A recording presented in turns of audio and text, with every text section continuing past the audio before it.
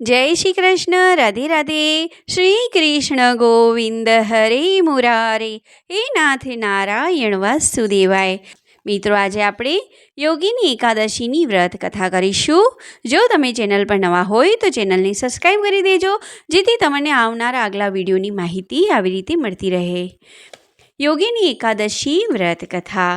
યુધિષ્ઠિરે પૂછ્યું, વાસુદેવ, જ્યેષ્ઠના કૃષ્ણ પક્ષમાં જે એકાદશી આવે છે એનું શું નામ છે? કૃપા કરીને એનું વર્ણન કરો।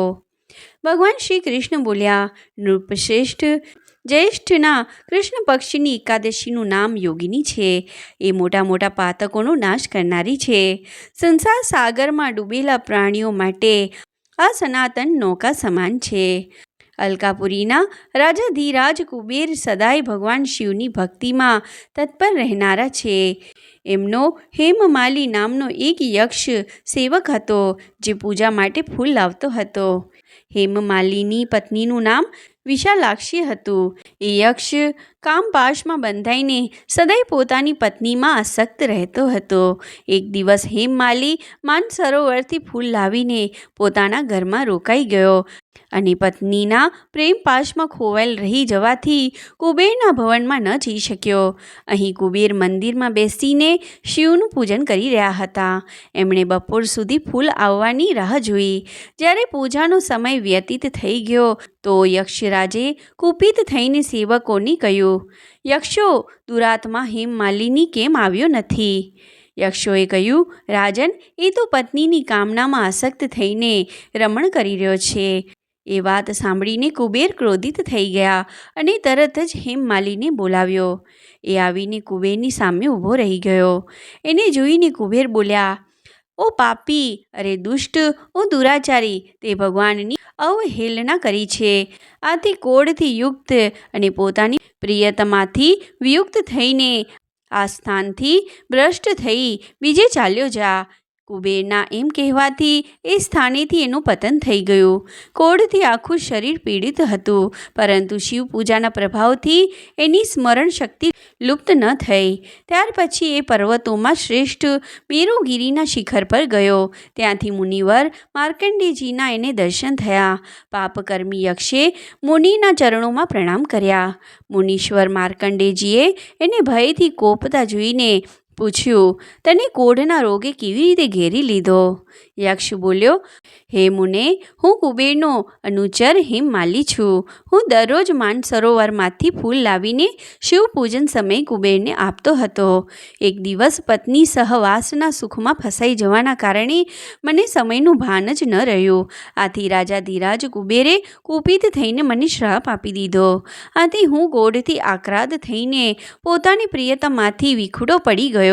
મુનિશ્રેષ્ઠ, સંતોનું ચિત્ત સ્વભાવતઃ પરોપકારમાં લાગ્યું રહે છે। એ જાણીને મુજ અપરાધીને કર્તવ્યનો ઉપદેશ આપો। માર્કંડેયજીએ કહ્યું, તે અહીં સાચી વાત કહી છે। આથી હું તને કલ્યાણપ્રદ વ્રતનો ઉપદેશ આપું છું। તું જ્યેષ્ઠ માસના કૃષ્ણ પક્ષની યોગીની એકાદશીનું વ્રત કર। આ વ્રતના પુણ્યથી તારો કોઢ જરૂર દૂર થઈ જશે। ભગવાન શ્રી કૃષ્ણ કહે છે, રાજન, માર્કંડેયજીના ઉપદેશથી એણે યોગીની એકાદશીનું વ્રત કર્યું। એનાથી એના શરીરનો કોઢ દૂર થઈ ગયો। આ ઉત્તમ વ્રતનું અનુષ્ઠાન કરવાથી એ પૂર્ણ સુખી થઈ ગયો। નૃપશ્રેષ્ઠ, એ યોગિનીનું વ્રત એવું પુણ્યશાળી છે કે 88,000 બ્રાહ્મણોને ભોજન કરાવવાથી જે ફળ મળે છે, એના સમાન ફળ યોગીની એકાદશીનું વ્રત કરનાર મનુષ્યને મળે છે। યોગીની એકાદશી મહાન પાપોને શાંત કરનારી અને મહાન પુણ્યફળ આપનારી છે। આ મહાત્મ્યના પઠન અને શ્રવણથી મનુષ્ય બધા પાપોથી મુક્ત થઈ જાય છે। જય શ્રી કૃષ્ણ। રાધે રાધે। મિત્રો, આજે આપણે એકાદશીનું ભજન કરીશું। ધન્ય એકાદશી, એકાદશી કરીએ તો વૈકુંઠ પામીએ। ધન્ય એકાદશી, એકાદશી કરીએ તો વૈકુંઠ પામીએ। મારે એકાદશીનું વ્રત કરવું છે, મારે ધ્યાન પ્રભુનું ધરવું છે. મારે એકાદશીનું વ્રત કરવું છે, મારે ધ્યાન પ્રભુનું ધરવું છે. મારે વૈકુંઠમાં જઈ વસવું છે, ધન્ય એકાદશી. એકાદશી કરીએ તો વૈકુંઠ પામીએ. મારે એકાદશીનું વ્રત સારું છે, એ તો પુરુષોત્તમને પ્યારું છે, એ તો વૈકુંઠે લઈ જનારું છે, ધન્ય એકાદશી. એકાદશી કરીએ તો વૈકુંઠ પામીએ. જે 12 માસ કરે એકાદશી, જેના મનમાં વસે છે અવિનાશ. જે 12 માસ કરે એકાદશી, જેના મનમાં વસે છે અવિનાશ. નહીં કરશે તો જશે હાથ ઘસી, ધન્ય એકાદશી. એકાદશી કરીએ તો વૈકુંઠ પામીએ. મારે ગંગા નહાવા જાવું છે, મારે યમુના નહાવા જાવું છે, મારે ભવસાગર તરી જાવું છે, ધન્ય એકાદશી. એકાદશી કરીએ તો વૈકુંઠ પામીએ.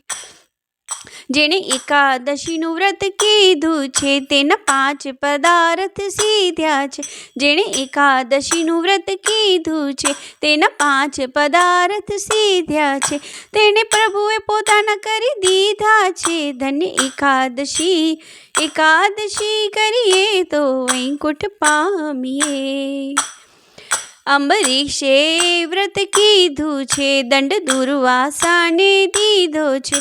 અંબરીશે વ્રત કીધું છે, દંડ દુર્વાસાને દીધો છે. રસ કલ્યાણ રાય પીધો છે, ધન્ય એકાદશી. એકાદશી કરીએ તો વૈકુંઠ પામીએ. ધન્ય એકાદશી. એકાદશી કરીએ તો વૈકુંઠ પામીએ. બોલો કૃષ્ણ કનૈયા લાલ કી જય. બોલો રણછોડ રાયની જય. મિત્રો, જો તમે ચેનલ પર નવા હોય તો ચેનલને સબસ્ક્રાઈબ કરી દેજો, જેથી તમને આગલા વિડીયોની માહિતી આવી રીતે મળતી રહે. જય શ્રી કૃષ્ણ. રાધે રાધે.